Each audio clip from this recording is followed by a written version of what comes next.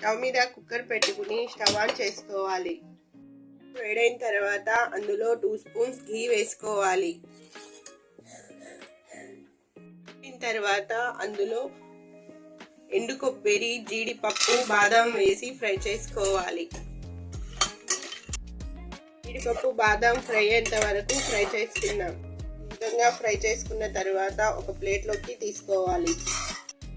అదే ఘీలో 1 కప్ గోధుమ రవ్వ వేసుకుని ఫ్రై చేసుకుందాం.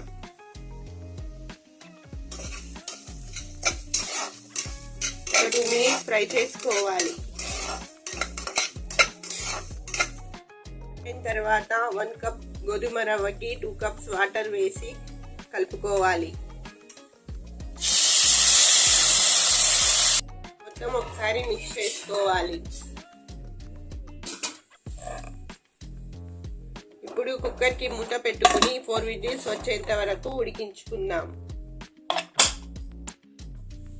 4 విజిల్స్ తర్వాత చల్లారిన తర్వాత మూత తీసుకోవాలి. స్టవ్ ఆన్ చేసుకుని 1/2 కప్ షుగర్ వేసుకుందాం. మొత్తం బాగా మిక్స్ చేసుకోవాలి.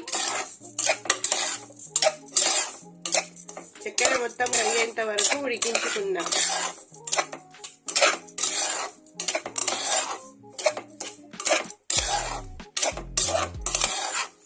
మొత్తం కరిగిన తరువాత ఇందులో ముందుగా ఫ్రై చేసి పెట్టుకున్న డ్రై ఫ్రూట్స్ వేసుకుందాం. అందులోనే ఎండు ద్రాక్ష, 1 స్పూన్ ఘీ వేసుకోవాలి. బాగా మిక్స్ చేసుకుందాం. ఒక 2 మినిట్స్ ఉడకనిద్దాం. 2 మినిట్స్ తర్వాత మొత్తం ఒకసారి మిక్స్ చేసుకుని ఇప్పుడు సర్వింగ్ బౌల్లోకి తీసుకుందాం.